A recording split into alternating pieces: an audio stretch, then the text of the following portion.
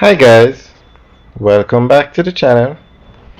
Today we are driving on the PJ Patterson Highway, also known as Highway 2000 East-West leg.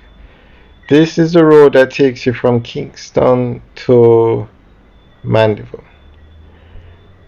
Now guys, I want to ask you, which prime ministers do you think built the most roads in Jamaica? Which administrations did the best in terms of building out the road infrastructure in Jamaica? Now, we have come up with three.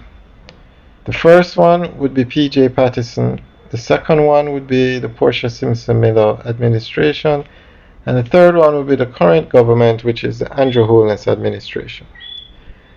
Now, PJ Patterson is responsible for the building of this road, Highway 2000 East-West leg.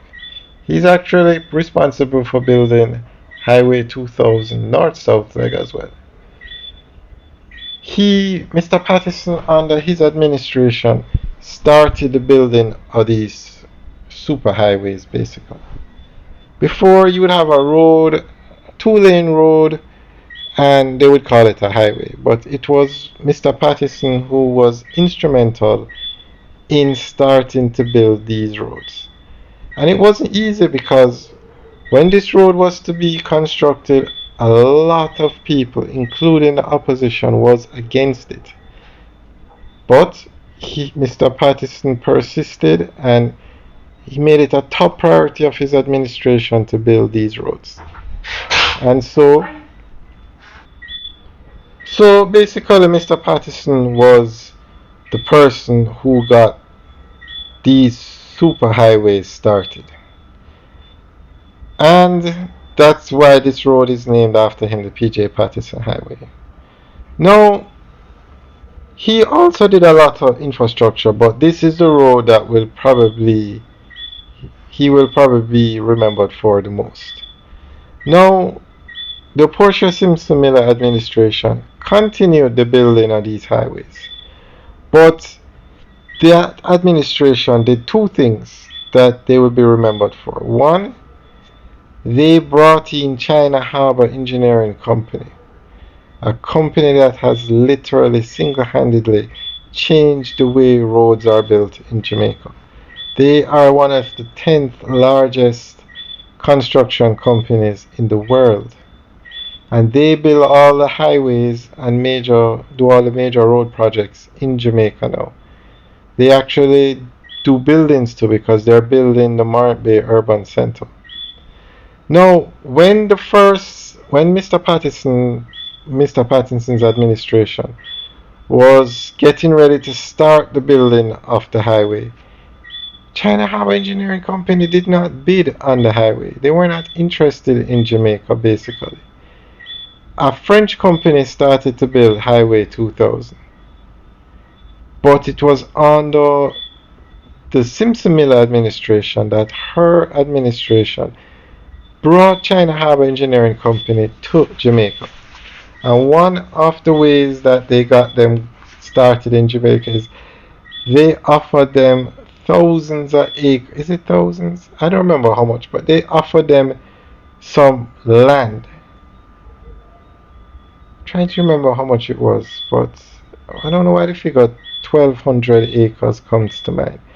But they offered China Harbour Engineering Company land beside the highway that goes to Ocherios.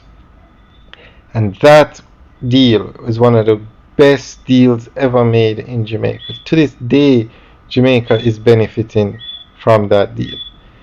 Her administration brought China Harbour Engineering Company here, and it changed the way roads were built, because before, the government would have to put up some of the money, and then the foreign company put up some of the money. China Harbour Engineering Company came and said, okay, we will build Highway 2000 North-South leg, because the French company had started it, but they were not able to finish it. So China Harbour Engineering Company said to the government of Jamaica, you don't have to put up any money. We will build the road at our expense, and we will get paid through the collecting a toll. The China Harbour Engineering Company paid the French company for the work they had done so far, and they left Jamaica, and China Harbour Engineering Company built the road, and they are collecting the toll to pay for it. It was an excellent move by that administration, and China Harbour Engineering Company has not left Jamaica. As a matter of fact, they are now in the process of developing that land that they got from the government. Now, that's one thing. Another thing that the Portia Simpson Miller administration did was they did a major infrastructure development program. They rebuilt Barbican Road into a 4-lane dual carriageway. They did a section of Mandela Highway. They did Marcus Garvey Drive, and they did Constant Spring Road. Now, with all of the developments going on in Jamaica, and a lot of them are off those roads and the roads leading from those roads, can you imagine the traffic nightmare that would be in Kingston if those roads were not upgraded? No, the Andrew Holness administration probably has built more highways than any other administration in Jamaica. Well, no, I shouldn't say that. They have taken the building of highways to a whole new level. They built the Maypen to Mandeville leg of the Highway 2000. They built the Southern Coastal Highway, and they have announced a major road infrastructure program called the Spark program, where they're going to they're going to rebuild basically, because I said it's not patching. They're going to fix 2,000 roads in Jamaica, $40 billion. Then they have another program called a CapEx program, where they're going to be spending billions to upgrade 6 main roads in Jamaica, in Kingston and Portmore, I should say. And they also gave every MP, every member of parliament, millions of dollars to fix roads in their constituencies.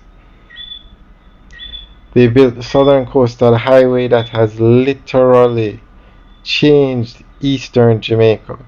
They announced that they're going to expand Highway 2000 to Negril, and then it's going to go from Kingston to St. Elizabeth to Montego Bay. It's going to be built, and then from in St. Elizabeth it will also go to Negril. The Andrew Holness administration is building the Montego Bay Perimeter Road. They're building the Long Hill Bypass. The amount of developments that have started in Jamaica under this current administration is unbelievable. The Rogers replaced the Pegasus as the tallest building in Jamaica. Under this administration it started. The Rogers is 20 floors. And within the next 4 years, the Rogers will no longer be the tallest building in Jamaica. You have the Ascent, 27 floors. Then you have the Pinnacle, 4 towers at 28 floors each. And I'm sure it's just a matter of time before a building comes along taller than that one. Without a doubt, they have really got developed. They have taken development in Jamaica, whether it's roads or buildings, to a whole new level. What PJ started, Andrew Holness has taken to a whole new level, and Jamaica is benefiting greatly. So those 3 prime ministers, or those 3 administrations, played a pivotal role in the road developments in Jamaica. So guys, let us know what you think about those 3 names we called, and if you think another administration did more than any one of these, leave your comments in the section below. Let us know what you think.